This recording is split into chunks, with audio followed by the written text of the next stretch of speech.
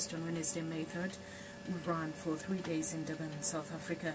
Established in 1971, the forum engages the foremost political, business and other leaders of society to shape global, regional and industrial agendas. It strives to demonstrate entrepreneurship in the global public interest while upholding the highest standards of governance.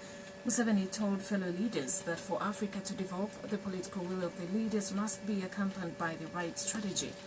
He was speaking as the chief panelist on the subject Agenda 2063 Infrastructure Update.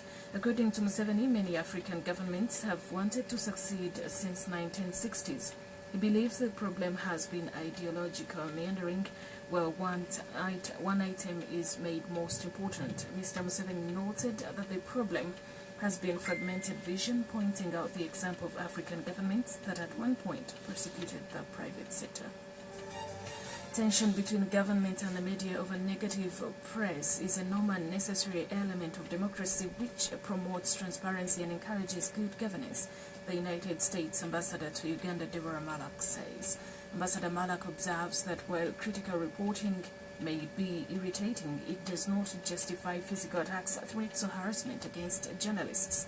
This was in her statement delivered at the closure of the National Conference on the World Press Freedom Day, organized by the African Center for Media Excellence at the Gulf Coast Hotel in Kampala on Wednesday. Ambassador Malak says that if the facts are that there is violence occurring or corruption is rampant and that patients are not getting their medicine, then this should be information worth telling the public. On charges of media bias, let me just say this. Nowhere is it written that the press in any country must serve as the government's cheerleader-in-chief. Certainly, there have been many times in my career when I thought the press was unfair, pushing a particular story just for the purpose of generating controversy. But really, so what? I can complain and complain about it, but negative press doesn't give me the right to go and ask to close down a newspaper or shut down social media.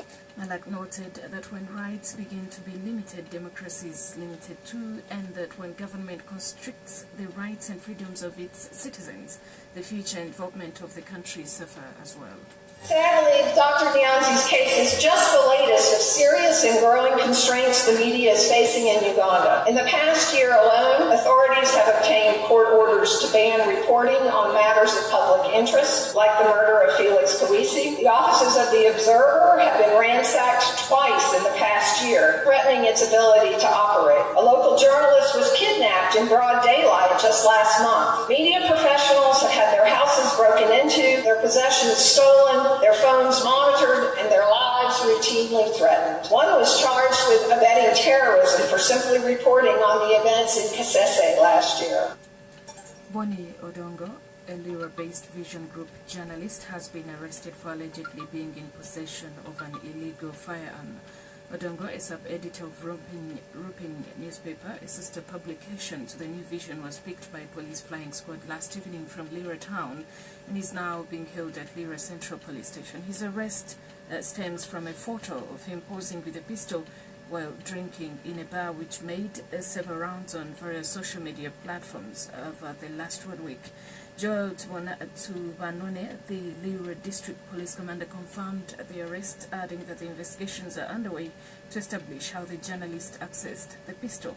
Odongo has since disassociated himself from the photo, arguing that it could be a result of Photoshop by his force. Now, in business, Fort Porter and Imbara registered the highest rates of inflation in April compared to March 2017. Uganda Bureau of Statistics UBS cited food and non-alcoholic beverages as the main driver for the higher inflation rates recorded in April. Inflation occurs when there is a sustained increase in the general price level, and traditionally high inflation rates are considered to be damaging to an economy. The annual inflation for food and non-alcoholic beverages increased to 12.5% for the year ending April 2017 compared to 11.6% recorded for the year ended March 2017. The increase was due to a rise in annual food inflation to 13.2% for the year ending April 2017 compared to 12.3% recorded during the year ended March 2017. The annual inflation for non-alcoholic beverages increased to 0.8% for the year ending April 2017 compared to 0.0% that was recorded for the year ended March 2017.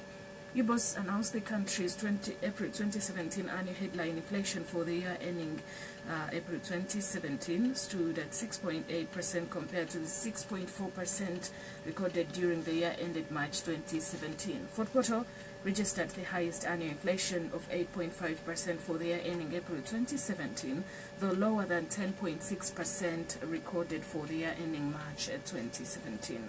The second highest inflation was registered in Imbara at 8.2% for the year ending April 2017, the same rate recorded for the year ended March 2017.